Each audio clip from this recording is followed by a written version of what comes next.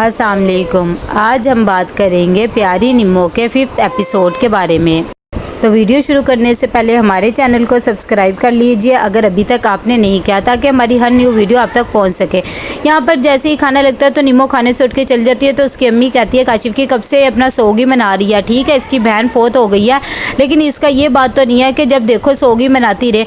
तब काशिफ कहता है कि क्या हो गया, अम्मी परेशान थी इसीलिए वो थोड़ी सी दुखी है। आप तो ऐसे कह रही हैं, उसकी एक बहन थी, वो भी गुस्से से उठ के चला जाता है। यहाँ पर हनीफ साहब कहते हैं कि हद हो गई, जब तुम्हारी अम्मी फोत हुई थी तो तुमने भी तो 1 महीना शोक मनाया था ना, अपना टाइम भी याद रखा करो। अब उसकी बहन फोत होगी तो तुम ऐसे कह रहे हो। उसकी अम्मी कहती बस मुझे ना याद करवाया करो ये बातें, चुप करके खाना खाओ वरना उठ के चले जाओ। यहाँ पर काशिफ अंदर जाता है तो वो उसे कहता है कि तुम परेशान ना हुआ करो, अम्मा की आदत है, वैसे भी तुम्हें परेशान होने की ज़रूरत नहीं। अगर कभी कुछ कह दिया करे गलती से तो थोड़ा सा बर्दाश्त कर लिया करो, वो ऐसी ही है।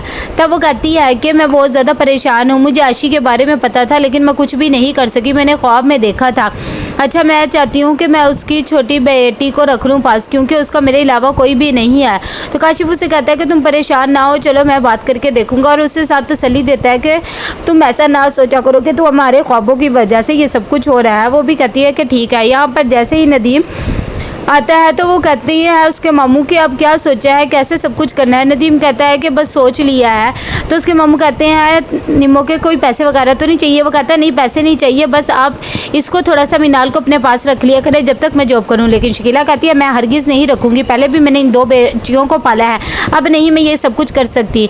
तभी वो कहता है कि रहमान चलो तुम कर लो, कोई बात नहीं, अल्लाह सवाब देगा। लेकिन वो कहती है भाई बहुत ज़्यादा काम होता है, बच्चों को नहलाना धुलाना खाना करना, मैं तो ये सब कुछ नहीं कर सकती, अगर आप लोगों ने करना तो करो, मैं तो यहाँ से जा रही हूँ। लेकिन नदीम कहता है कि आप मेरी वजह से परेशान ना हो, मैं खुद ही कुछ ना कुछ मैनेज कर लूँगा।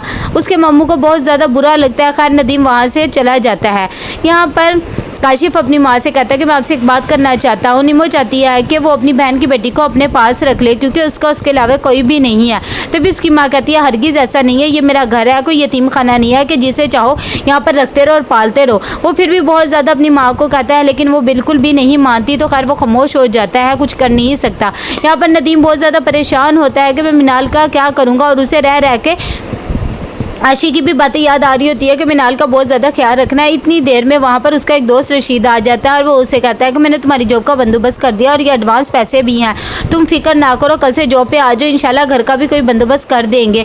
जैसे ही वो ये पैसे देखता है नदीम तो वो उसका बहुत ज़्यादा शुक्रिया अदा करता है और कहता है कि ठीक है मैं जॉब पर आ जाऊँगा, बस आपकी ये मेहरबानी सारी ज़िंदगी याद रखूँगा। बाद में वो अपनी बेटी को नाश्ता वगैरह करवाता है, क्योंकि उन्होंने दोनों ने खाना नहीं खाया होता। यहाँ पर आता है काशिफ और वो कहता है कि मैंने अम्मी से बात करी थी लेकिन वो नहीं मान रही, वो मेरी बात मानती है लेकिन हर बात नहीं मानती। तभी निम्मो कहती है कि मिनाल कहाँ जाएगी, मुझे उसका बहुत ज़्यादा दुख हो रहा है। तो काशिफ कहता है तुम परेशान ना हो, तुम राब्ते में रहना, वैसे भी वो अपने बाप के साथ है, अगर किसी चीज़ की ज़रूरत हुआ करेगी तो हम दे दिया करेंगे। यहाँ पर बैठा हुआ नदीम उसे अकेले पार्क में तो बहुत ज़्यादा परेशान होता है। जैसे ही तबस्सुम सुबह उठती है तो वो अपनी माँ को कहती है कि मैंने तो सुना निम्मो भाभी के हर ख्वाब सच्चा हो जाता है, वो जो ख्वाब में देखती है।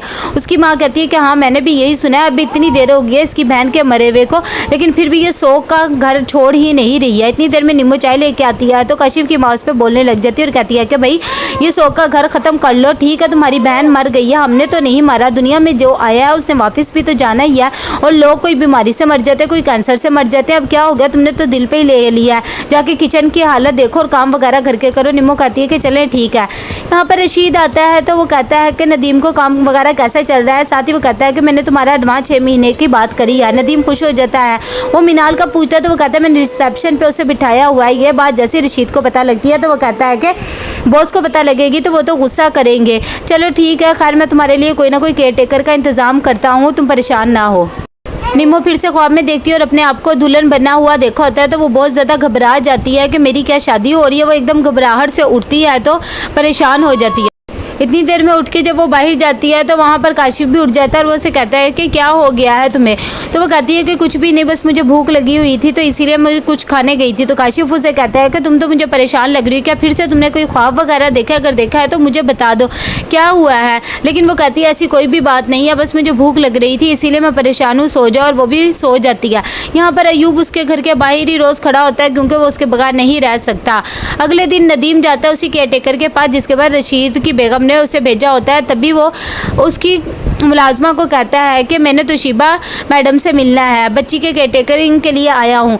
तब वो कहती है कि अच्छा ठीक है, मैं बात करती हूँ। इतनी देर में तोशीबा भी आ जाती है और वो उससे पूछती है कि आप किस सिलसिले में है। तो वो कहता है कि मुझे सलमा ने भेजा है, रशीद साहब की बेगम ने। तो वो उसे अंदर बुला लेती है और कहती है कि अच्छा ये आपकी बच्ची है। साथ ही वो कहती है कि आपको फिर सलमा ने पैसे वगैरह सब कुछ बता दिया होगा ना।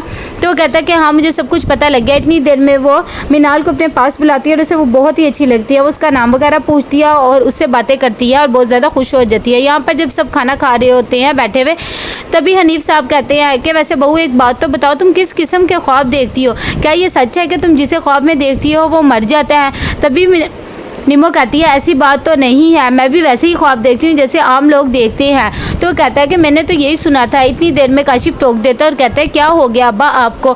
जब उसने कह दिया है कि ऐसी कोई बात नहीं है, वो भी नॉर्मल ख्वाब देखता है, तो उसका अब्बा कहता है मैं तो सिर्फ बात कर रहा था, तुम क्यों जवाब दे रहे हो? बहू को जवाब देने दो ना। तो वो बेचारी चुप होती है। वो कहती है ऐसी बात नहीं है, बल्कि कुछ ख्वाब सच हो जाते हैं, कुछ नहीं होते हैं। इतनी देर में काशिफ फिर बोल उठता है और कहता है कि उसे परेशान ना करे। जब उसने एक दफ़ा कह दिया तो कह दिया। इतनी देर में उसकी अम्मी भी कहने लग जाती है कि नहीं कोई तो बात है ना, लोग भी इतनी बातें करते हैं। यहाँ पर उठ के निमो खाना से जाने लगती है, लेकिन उसकी अम्मी रोक लेती है और कहती है मेरी बात पूरी हो जाए फिर जाना। अगली सुबह निमो हकीम साहब के पास फिर से जाती है और उसे अपना ख्वाब बताती है और कहती है कि मैंने अपनी शादी देखी है। जब हकीम साहब ये ख्वाब सुनते हैं तो बहुत ज़्यादा परेशान हो जाते हैं और वो कहते हैं कि तुमने अपनी शादी देखी, अपने आप को दुल्हन बना और घर भी न्यू देखा है, इसका मतलब तो यही है कि तुम्हारी दूसरी शादी होगी। जैसे ही निमो को ये बात पता लगती है तो वो हैरान हो जाती है और कहती है कि मेरी शादी का क्या बनेगा? तो वो कहता है कि मुझे नहीं पता, लेकिन मैंने ख्वाब की ताबीर यही कह रही है। उसे अपनी सास की भी बात याद आती है कि ये लड़की जिसे भी ख्वाब में देखती है उसे मार के ही छोड़ती है। वो बहुत ज़्यादा परेशान होती है। रास्ते में उसे अयूब मिलता है तो वो कहता है कि मैं तुम्हारे बगैर नहीं रह सकता, मैंने तुम्हारे शोर का भी पता करवाया, वो अच्छा इंसान नहीं है और एक लड़की के साथ इन्वॉल्व भी है। ये बात सुनकर निमो को बहुत ज़्यादा गुस्सा आता है और वो कहती है कि मैं शादीशुदा, मेरा पीछा ना करो, अगर मुझसे मोहब्बत है तो मुझे जान छोड़ के रह दो। यहाँ पर तबस्सुम एक लड़के से मिलती है और उसे कहती है कि अभी फ़िलहाल मैं तुमसे नहीं मिल सकती, अम्मा ने देख लिया, या मेरे भाई ने तो बहुत बवाल हो जाएगा। छुप छुप के वो घर आ रही होती है। इतनी देर में उसकी माँ उसे देख लेती है और वो उसे कहती है कि ये कुछ कपड़े हैं, देख लो, अगर सही है, नहीं तो मैं किसी कपड़े वाले को दे दूँगी और बर्तन ले लूँगी। तो वो कहती है किसी को क्यों देने, आप निमो भाभी को दे दो और उसके न्यू कपड़े वगैरह रख ले। भी वो बातें कर ही रही होती है कि इतनी देर में निमो भी आ जाती है। काशिफ की माँ कहती है कि तुम कहाँ गई थी? तो निमो कहती है कि मेरे सर में दर्द था इसलिए हकीम साहब के पास गई थी।